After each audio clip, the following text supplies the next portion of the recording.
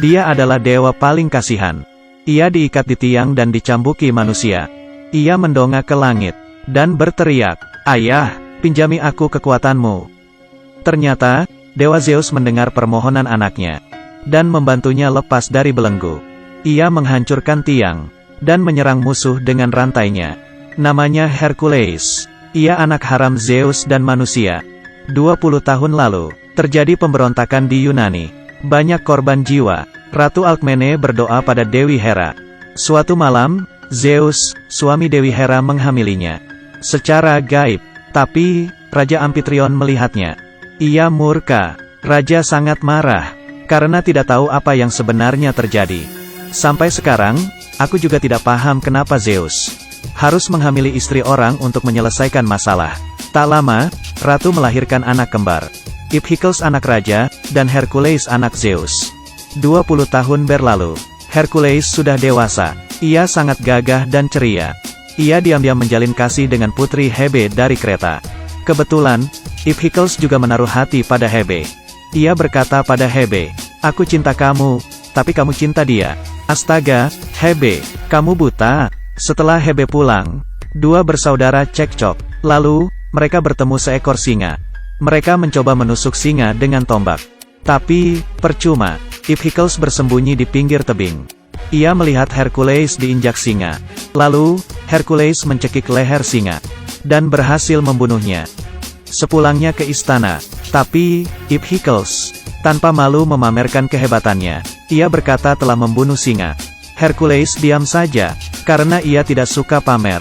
Ia hanya ingin menikahi Hebe. Tapi, Iphicles malah mengumumkan, ia akan menikahi Hebe, untuk memperkuat hubungan negara. Bagaikan petir di siang bolong. Hebe dan Hercules kaget. Malamnya, Hebe kabur menunggang kuda. Setelah dikejar Hercules, mereka berencana untuk kawin lari. Tapi, tentara berhasil menyusul. Mereka ditangkap. Tapi, Hercules juga seorang pangeran. Tidak mungkin dibunuh. Iphicles mengutus Hercules dan 80 tentara pergi perang ke Mesir yang sangat jauh, untuk melawan musuh. Hercules membawa 80 tentaranya ke Mesir. Di perjalanan, beberapa tentaranya mati mendadak. Mayatnya digantung. Hercules tidak mau mundur. Tiba-tiba sekelompok pasukan muncul, dan mengepung mereka. Musuh menyergap mereka. Tapi, mereka hanya punya 80 orang. Bagaimana mengalahkan ribuan musuh? Helm Hercules jatuh di panah. Tinggal Hercules dan satu jenderalnya yang masih hidup. Musuh mengira Hercules sudah mati karena helmnya jatuh, dan akan menjual mereka berdua sebagai budak. Musuh mengirim helm Hercules ke Yunani. Melihat helm anaknya, raja yang agak senang mengadakan pemakaman. Tapi, Ratu Alkmene mengetahui semuanya. Ia mencecar suaminya, yang telah menjebak Hercules. Raja sangat murka, dan menusuk jantung istrinya. Di sini, Hercules dan jenderalnya dijual menjadi gladiator. Keduanya harus bertahan hidup, dan menghasilkan banyak uang untuk bosnya. Dari pertunjukan bawah tanah, Hercules mulai beraksi di lapangan. Demi bisa pulang ke Yunani, ia ikut pertandingan akbar. Saat ini ia harus melawan 6 orang. Keenam gladiator ini tidak pernah kalah. Hasilnya tidak usah ditanyakan. Hercules yang setengah dewa berhasil mengalahkan mereka. Di lapangan, ia akhirnya memenangkan kebebasannya. Namanya semakin terkenal. Guru di kerajaan Yunani mengenali Hercules. Ia segera mengutus orang untuk melindungi Hercules. Mantan guru Hercules juga memberitahu kabar kematian ibunya. Hercules sangat sedih.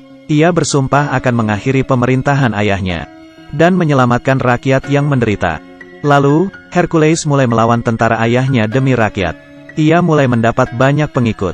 Desas-desus mengenai kedatangan Hercules juga santer terdengar. Raja Amphitryon mendengar pemberontakan Hercules, dan segera menangkapnya.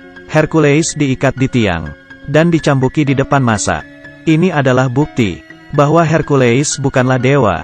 Raja juga menangkap jenderal dan guru Hercules. Lalu sang guru di depan Hercules. Hercules frustrasi. Ia berteriak minta bantuan ke Zeus. "Bantulah aku, ayah." Zeus ternyata mendengar doa anaknya.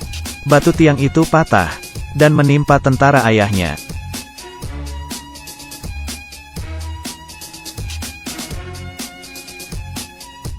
Rakyat yang melihat akhirnya percaya. dan menganggap Hercules pahlawan.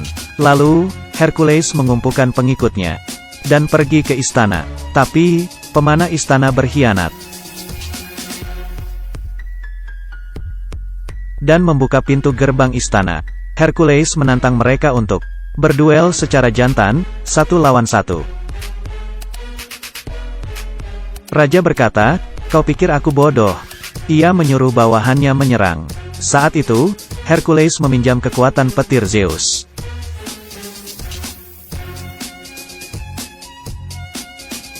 Satu, 2, 3, 4. Gelombang petir membunuh semua tentara raja. Raja yang ketakutan bersembunyi di dalam. Hercules mengejarnya. Dengan mudah, Hercules menahan raja.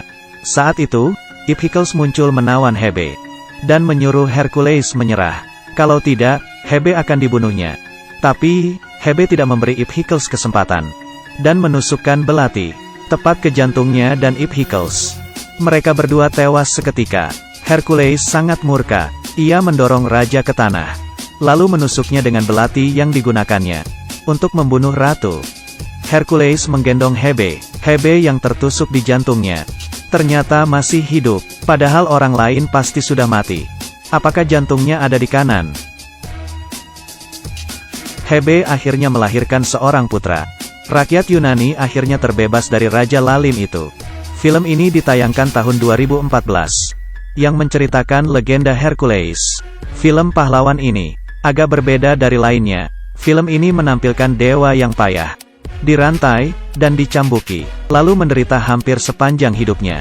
Bahkan ibu dan temannya tewas. Demi mendukungnya, Hercules akhirnya diakui dan menjadi pahlawan. Jadi, kita juga sama. Hidup pasti memiliki banyak masalah. Tapi, jangan pernah menyerah. Karena, ini adalah ujian Tuhan. Setelah kamu lulus ujian, kamu akan mendapat buah kerja kerasmu. Oke, cerita hari ini sampai di sini. Aku Kaki Minyak, jangan lupa like dan follow. Sampai jumpa, dadah.